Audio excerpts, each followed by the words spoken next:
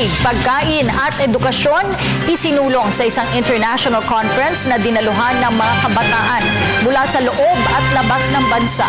Narito ang ulat ni Princess Habiba Sari. Kabataan ang pag-asa ng bayan. Marahil ito na ang kinalakihan ng marami sa ating nakasabihan. Kasabay ng ito, ang iba't ibang problemang kinakaharap ng ating bansa maging sa buong mundo. Nariyan ang problema sa kalinisan at malinis na tubig, edukasyon, nutrisyon at pangangalaga sa kalikasan. Kaya naman sa kasalukuyang henerasyon at modernong teknolohiya, isang kakaibang international conference ang isinulong ng United Nations Student Leadership Conference on Development sa tulong ng I Am Sam Foundation. Hinihikayat nito ang mga kabataan na maging aktibo sa iba't ibang aktibidad na ang panawagan ay makaahon sa kahirapan ng ating bansa at maging maunlad. Dinaluhan ng mga kabataan mula sa iba't ibang sulok ng Pilipinas ang nasabing conference maging ang mga dayuhang kabataan.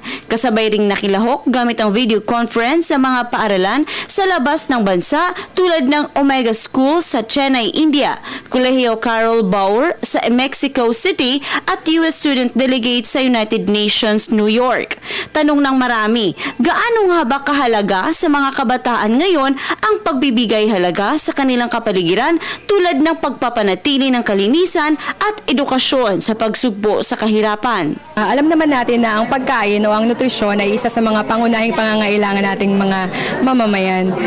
We have a lot of challenges like education, employment, and everything. Pero po, minsan hindi natin nakakaya ng sagutin ang mga bagay ito dahil meron nga tayong kakulangan sa nutrisyon. Kaya mahalaga na ipaglaban din natin at magkaroon ng boses tayo mga kabataan, hindi lamang dito sa Pilipinas kundi sa buong mundo sa pamamagitan ng United Nations Conference na ito, that we also have some problems here in the Philippines that we have to address like obesity, malnutrition, micronutrient deficiency at iba pa po. Maganda rin na involved ang kabataan sa pagsulang ng edukasyon dahil kami ang magiging future na mga mambabatas. Gagawa kami ng mga laws, ng mga bills na makakaapekto sa lahat ng tao.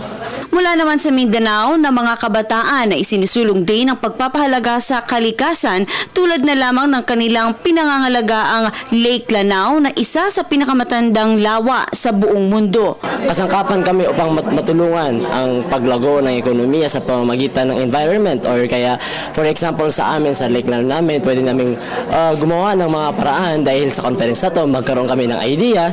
Marami mang mga paghihirap ang kinakaharap ng ating bansa, patuloy pa rin ang ating pamahalaan na labanan nito at mas manaig pa rin ang kaunlaran balang araw. Kaya naman, si Binibining Lucman may mensaheng nais ding ipaabot sa kanyang rehiyon sa kabila ng bago na namang hamong kinakaharap nito.